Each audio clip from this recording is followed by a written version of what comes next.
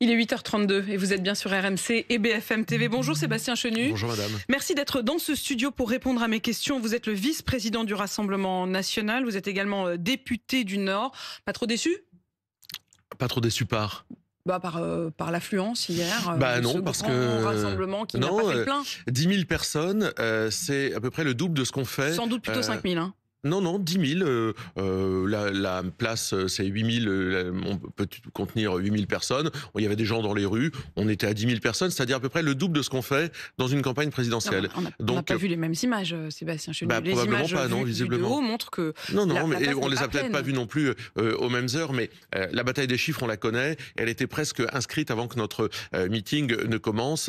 Il y avait une petite musique qui disait ils vont pas réussir à mobiliser. Quand on mobilise 10 000 personnes, personne n'a vraiment mobilisé hier. Nous, on avait vous n'avez pas le monopole du fait non, de mais ne pas nous avoir avons mobilisé 10 000 personnes. Et vous savez, dans nos meetings, pendant la présidentielle, le maximum qu'on faisait, c'était 5 000 personnes. On avait 10 000 Français hier qui se sont rassemblés dans un esprit d'abord bon enfant. Ceux qui disaient ce sera le Capitole, ce sont des séditieux. Enfin, on a vu des gens qui criaient démocratie, qui dansaient sur Dalida, laissez-moi danser, et qui, de façon totalement pacifique et démocratique, se sont réunis autour de Marine Le Pen et Jordan Bardella. Donc ça aussi, c'est important. Le nombre, il y avait du monde et nous en sommes heureux. Et puis l'ambiance, aucun souci, aucun problème pour tous ceux qui, comme Xavier Bertrand, prévoyaient le pire et encore une fois, ont tapé à côté de la plaque. Donc non, on est content de ce rassemblement populaire, encore une fois, démocratique, dans une marée de drapeaux tricolores au moment où les autres étaient dans des marées de kéfiers ou de drapeaux européens.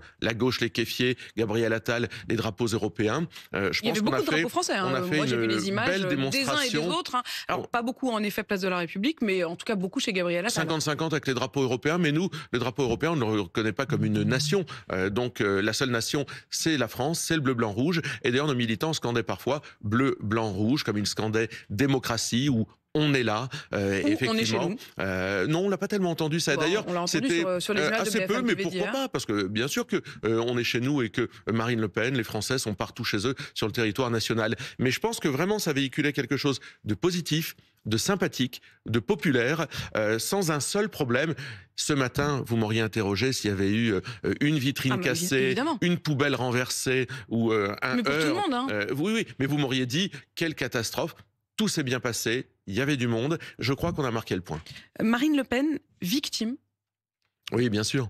Bien sûr que Marine Le Pen est victime. D'abord, aujourd'hui, elle est présumée innocente, je vous le rappelle. Je pense qu'il faut toujours commencer par ça, parce que Marine Le Pen a rappelé, et on aura l'occasion probablement d'en parler, son attachement à l'état de droit, à la façon dont elle conçoit la justice dans un pays. Mais aujourd'hui, elle est victime d'une décision qui a une coloration, une couleur politique, une appréciation politique, puisque c'est même écrit dans le rendu de cette décision. Là où j'ai un peu du mal à comprendre, c'est que lundi dernier, Marine Le Pen s'est insurgée contre l'exécution provisoire, c'est-à-dire en réalité immédiate de l'inéligibilité qui laissait penser en effet qu'elle ne serait pas jugée avant 2027, étant donné les délais habituels, courants d'un procès en appel.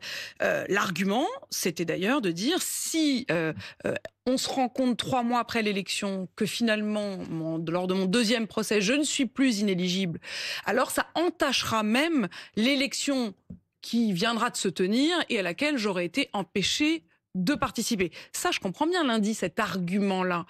Mais lorsque depuis la Cour d'appel de Paris annonce que le procès en appel se tiendra bien de manière accélérée, de manière à respecter le calendrier politique, je ne comprends pas que vous continuiez à dire qu'elle est empêchée de se présenter. Si, d'ailleurs, je m'en remets à ce que disait le premier président sur votre antenne, le premier président de la Cour de cassation, M. Soulard, qui dit la justice est capable d'entendre un émoi populaire. La justice a été capable d'entendre l'émoi et en tous les cas l'atteinte ou le point de basculement à la démocratie que pouvait être Marine Le Pen empêchée de se présenter devant les électeurs en 2027 et donc a fait en sorte que la procédure d'appel soit dans des délais convenable avant l'élection présidentielle. Le problème, c'est l'exécution provisoire de cette peine motivée par des raisons politiques et motivée de façon écrite. Au moment où on se parle, Sébastien Chenu, Marine Le Pen n'est pas empêchée de se présenter aux élections de 2027. Mais Madame de Malherbe, il y aura une présidentielle demain.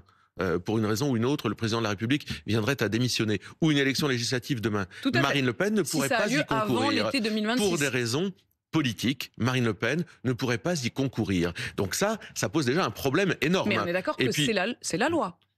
Mais non, parce que la loi, ce n'est pas l'application automatique de l'exécution provisoire. Mais la loi permet aussi aux juges d'avoir une appréciation. Absolument. Et d'ailleurs, cette appréciation, elle a un caractère politique. C'est ce que nous dénonçons. La juge a donc écrit que Marine Le Pen, candidate à une élection présidentielle, créerait un trouble à l'ordre public démocratique, ce qui n'existe pas. Aucun texte, aucune jurisprudence ne source cette trouble à l'ordre public démocratique, invention d'une magistrate pour, dit-elle, empêcher, elle l'explique, il faut empêcher Marine Le Pen d'être candidate à l'élection présidentielle. Donc cette exécution provisoire motivée par des faits politiques, elle crée une injustice majeure, mais surtout une atteinte à l'état de droit, c'est-à-dire que le peuple souverain ne peut pas choisir qui il a envie de choisir à l'élection présidentielle. Marine Le Pen, victime, dites-vous? Oui, Marine Le Pen, victime, absolument. Dans cet état de fait des choses, Marine Le Pen est victime d'une décision politique. Est-ce qu'il ne serait pas plutôt temps de dire merci le système?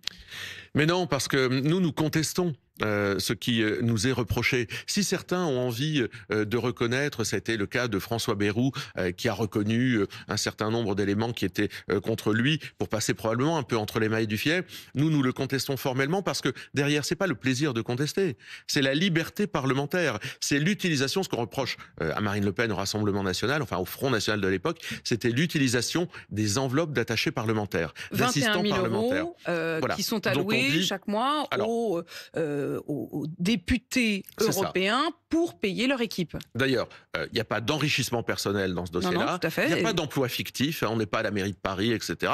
Pas d'emploi fictif. C'est des gens qui ont travaillé, mais pas pour les tâches pour lesquelles ils étaient payés. C'est l'utilisation de ces enveloppes qui ont fait de la politique. Or, mais ils ont fait de la politique et la Commission européenne qui mène un combat politique contre le Rassemblement national, contre Marine Le Pen, dit vous n'avez pas le droit d'effectuer des tâches politiques quand vous êtes est-ce qu'elles étaient toutes politiques? Elles étaient toutes au service d'hommes et de femmes politiques élus comme tels, de députés qui contestent la Commission européenne, qui contestent la structuration de l'Union européenne, la politique de l'Union européenne, et ils ont embauché autour d'eux des gens qui les aident à travailler en ce sens. Ça sert de faire des fiches de paye, Sébastien Chenu, si on peut mettre n'importe quelle appellation qui ne correspond pas au travail? Mais madame, ça c'est la liberté parlementaire. C'est-à-dire vous avez une enveloppe qui vous est allouée pour des collaborateurs, vous demandez et vous recrutez des collaborateurs pour faire ce que bon vous semble, pour vous aider, pour vous accompagner dans votre mission politique pour laquelle vous avez été élu.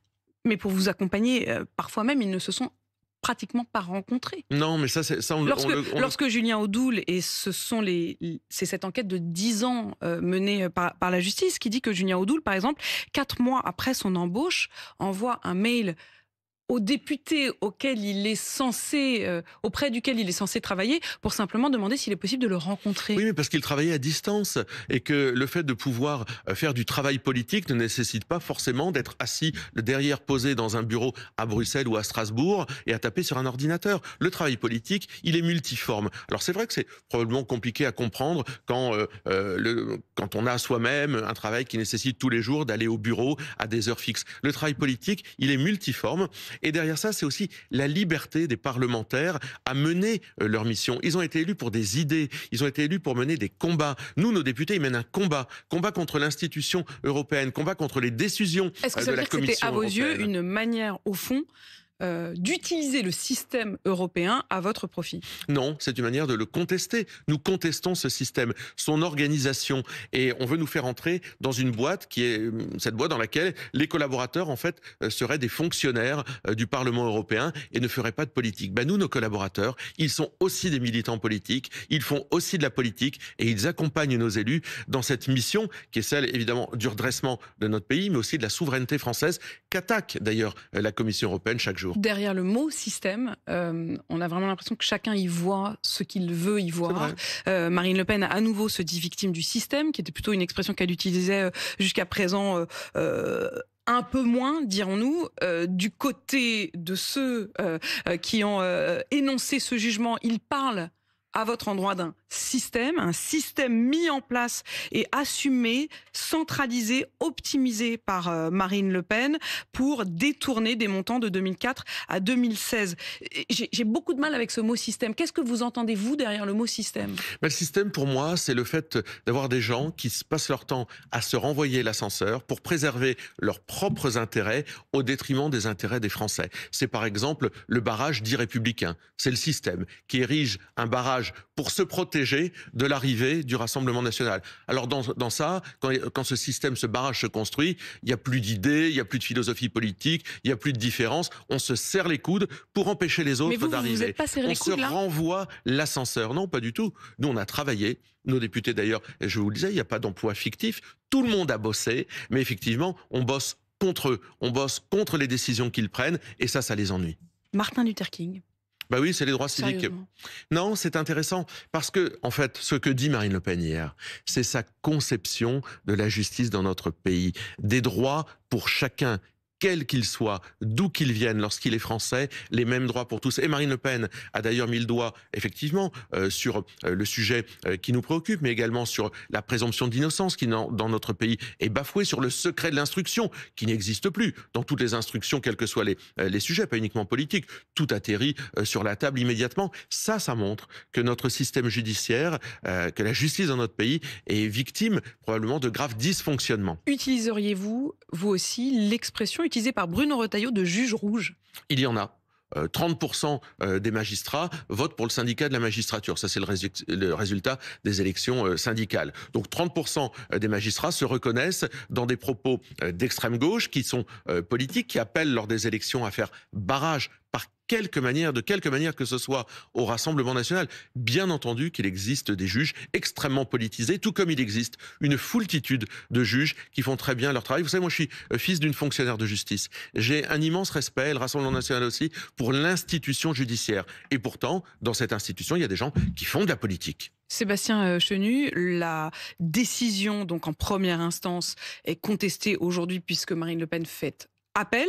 Est-ce que vous respecterez, quoi qu'il arrive, la décision de cette cour d'appel? Mais nous sommes respectueux de l'état de droit. Nous considérons qu'il y a un problème, qu'il y a un basculement, que cet état de droit, comme disait d'ailleurs Alain Jakubowicz, c'est un sale coup pour l'état de droit. Alain Jakubowicz, qui était le président Tout à fait, et que j'ai reçu ici même la semaine dernière, qui n'est pas un allié du Rassemblement national et qui dit cette décision, c'est un sale coup pour l'état de droit. Mais nous respectons les décisions judiciaires. Nous l'avons toujours fait. Et d'ailleurs, nous savons que le combat judiciaire, juridique, c'est une des armes qui est utilisée contre nous. On ne nous combat pas uniquement politiquement, on utilise le combat judiciaire. Donc qu'elle soit reconnue, qu'elle soit... Mais après l'appel... Que l'inéligibilité soit levée ou soit maintenue, vous respecterez cette décision à l'été 2026. Après l'appel, il y a aussi la cassation. Donc Marine Le Pen utilisera toutes les voies légales, toutes les voies du droit pour contester des décisions injustes et surtout pour empêcher les Français d'être privés du choix de leur candidate à l'élection présidentielle. S'il y a à nouveau inéligibilité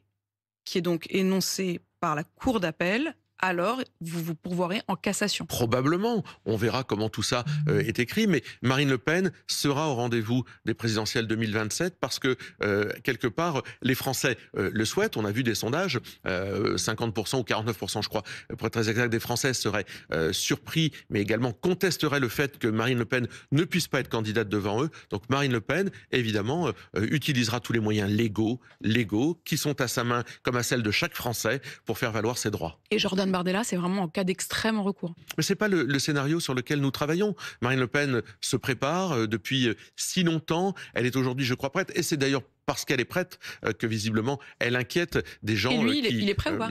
Mais Jordan Bardella se prépare pour être Premier ministre de Marine Le Pen. Vous savez, dans la vie, les gens sont pas interchangeables. Vous allez avoir du mal si les finalement c'est lui qui doit devenir votre candidat. Non mais pourquoi, madame? Les gens ne sont pas interchangeables. Chacun se prépare dans son couloir à assumer des responsabilités différentes. C'est comme ça que nous travaillons. Mais si, toutefois, il devait devenir votre candidat, est-ce que vous pensez qu'il sera prêt? Mais si Marine Le Pen passait demain sous les roues d'un camion, c'est elle qui utilise souvent cette expression, il y aurait un candidat pour porter nos idées. Il y aura toujours un candidat, forcément Jordan Bardella. Mais c'est le mieux préparé. Jordan Bardella, c'est celui qui a le plus de capacité à relever le défi. Mais c'est pas le scénario. Vous non, pas du tout. C'est pas le scénario sur lequel nous travaillons. Vous allez le censurer quand, le gouvernement de François Bayrou? Il prend une mauvaise pente, François Bayrou. Les résultats résultats dans notre pays en ce qui concerne la santé économique du pays, la sécurité de notre pays sont catastrophiques. François Bayrou ne fait rien. Il ne se passe rien depuis qu'il est élu. Il n'y a pas une grande loi qui a été votée, il n'y a pas un dossier qui a été traité, il n'y a pas un résultat qui est enregistré. Tous les feux sont au rouge. François Bayrou prend une très mauvaise pente en pensant user finalement les parlementaires à travers le temps pour pouvoir tenir le plus longtemps. Donc vous envisagez de le censurer sans Nous tarder? l'envisageons. Ça fait partie des choses possibles, que ce soit sur le plan pluriannuel de l'énergie qui va coûter 300 milliards d'euros et qui va affaiblir notre nucléaire, ou que ce soit sur les retraites qui ont été une espèce de façon d'entourlouper les socialistes, mais pas seulement les socialistes, les Français avec ce conclave qui n'aboutira pas à grand-chose. François Bayrou est sur la mauvaise pente. Mais c'est une sorte de menace que l'on doit entendre. C'est-à-dire que François Bayrou doit se préparer à pouvoir sauter à tout moment. On ne menace pas comme ça pour le plaisir. Le jour où nous considérons que François Bayrou est allé trop loin, ou dans l'inaction, ou dans la tromperie vis-à-vis des Français, nous saurons le censurer, et Marine Le Pen la première. Et avec lui, finalement, tout le bilan de ces années de macronisme, les années Philippe, les années Borne, les années Attal.